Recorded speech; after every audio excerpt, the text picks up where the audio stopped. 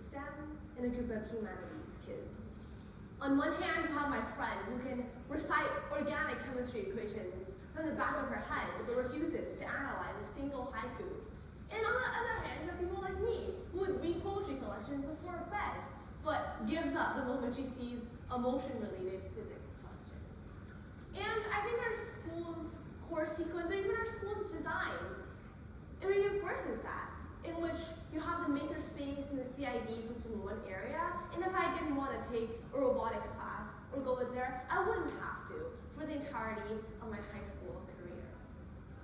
C.P. Snow, a British novelist, calls this divide the two cultures, while others refer to it more ambivalently as the culture war, in which an increased specialization, both in high school and college, is making education a zero-sum game. Obviously, there are bottom-line reasons to this. On one hand, you have the high-paying jobs that an engineering degree offers, and the rise of ChatGPT, the question of, is science, is AI the future? And on the other hand, you have the social prestige that a philosophy degree or being a well-read Renaissance man offers you. But I think the tension and the deadlock goes deeper than that, in which one has to be more deep, one has to be more successful, and one has to be a better display of intellectual breadth. Well, my question for this talk is, can we even reach intellectual breadth without crossing some imaginary border? Do distinct fields of academia even exist? And for all our defenses, is there really a divide between those two subjects that we hold dear? Well, those are some very big questions with no definite answer, so let's start somewhere simple. Let's start by talking about probably one of the most famous scientists of our time, Albert Einstein, and his probably most famous theory, the theory of relativity. It's something that's quite quintessentially science, it's about physics, it's an equation, there's a square in there somewhere. But what if I tell you no? It's actually inspired by philosophy. Well, in a letter to a friend, Einstein actually admitted that he began thinking about relativity and space being two things related to each other based on a book on human nature by Scottish philosopher David Hume. He said, "It is very possible that without those philosophical studies that I cannot say that the theory of relativity would have come." So the basis of technological advancements in the last 5 decades in an entire subgenre of physics was built on philosophical premises. But as I talked about earlier, I hate physics. So let's talk about something that's a little more down my lane. Romeo and Juliet. Well, it's a book that we've all read, or at least seen the movie to, or at least heard of in Taylor Swift songs. We know that it's about two lovers, it's about death. It's filled with flowery language, and it's as rom-com as it gets. But what if I tell you no? It's all about math. Well, that's what Stephen Strogatz, former professor, wrote in his book, Love Affairs and Differential Equations, in which he modeled the two lovers in feelings with each other as two differential equations, where he could monitor their love and hate for each other, or even the probability of violent delights and violent ends.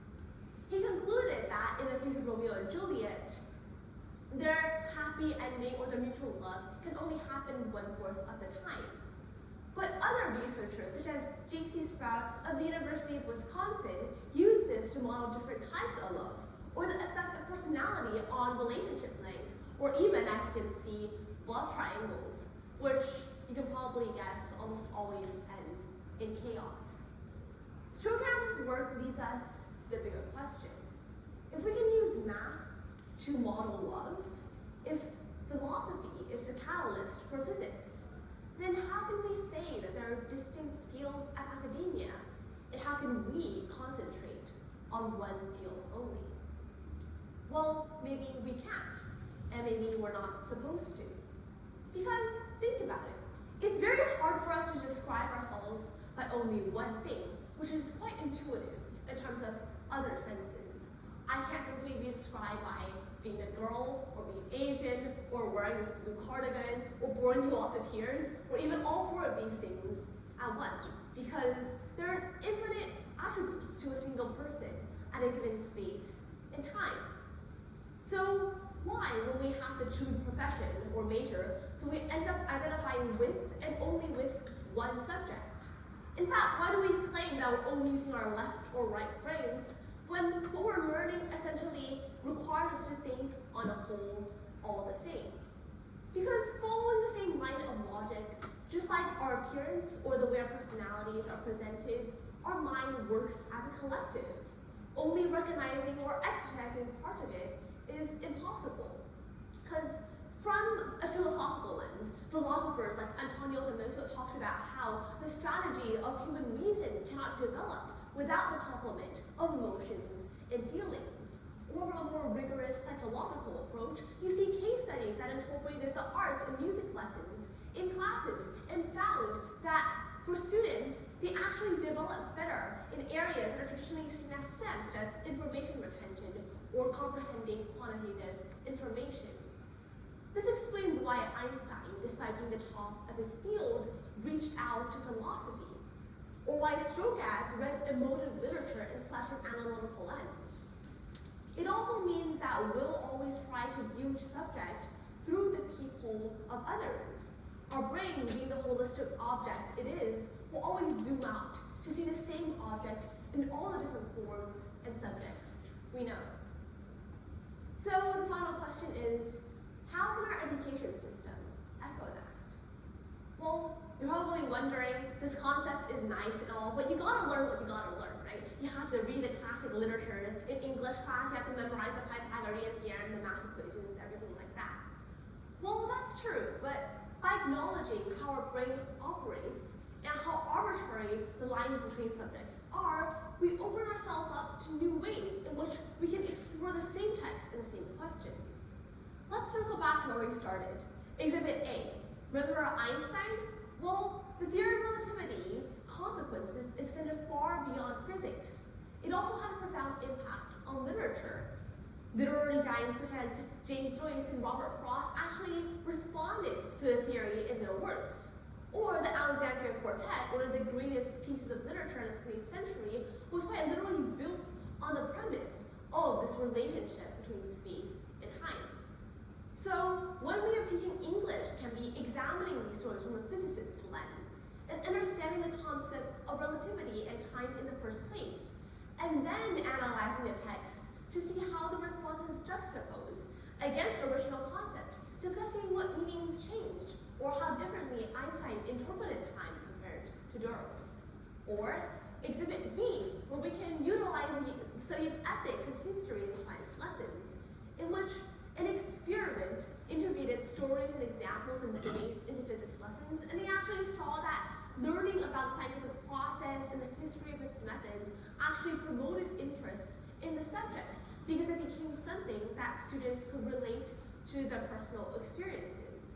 Or with AI on the rise, computer science classes can easily integrate the discussion of ethics within coding or juxtapose moral dilemmas versus AI research. All this makes STEM classes more than quantitative items, rather institutions built for and by people. I want to end this talk with a final anecdote. As you all probably know, the theme for this year's TEDx event was catalyst. And as Stanley will explain to you very soon, the first definition that I related to the word catalyst was one of chemistry. I thought then, shoot, I'm known as a writer kid. I barely passed AP chemistry. How can I make a TED talk on chemical catalyses and not embarrass myself? So I did this intense, long brainstorming session, and at the end, I went back to retrace my thoughts. How philosophy became the catalyst for Einstein's physics formula, which then became the catalyst for literature, which might reshape the AI world. And somehow, I still define a catalyst, just like a chemist. And that was the moment I realized, perhaps the purpose of this talk isn't to suggest something revolutionary or colossal. It's more of an invitation for us to re-examine ourselves, the students we've been told we are, the classes we've abandoned or given up on because I just wasn't that much of a CS girl, the dichotomies we forced upon our own interests. We've always been told to see the world in one dimension only. Pick English or math, art or computer science, philosophy or physics. But just like how there are an infinite number of words to get formed with 26 English letters, there are infinite dimensions beyond what we're willing to notice. And after all the physics research papers I've read in preparation, I think I see the world in one more dimension now. So my question to you is, how many are you willing to see?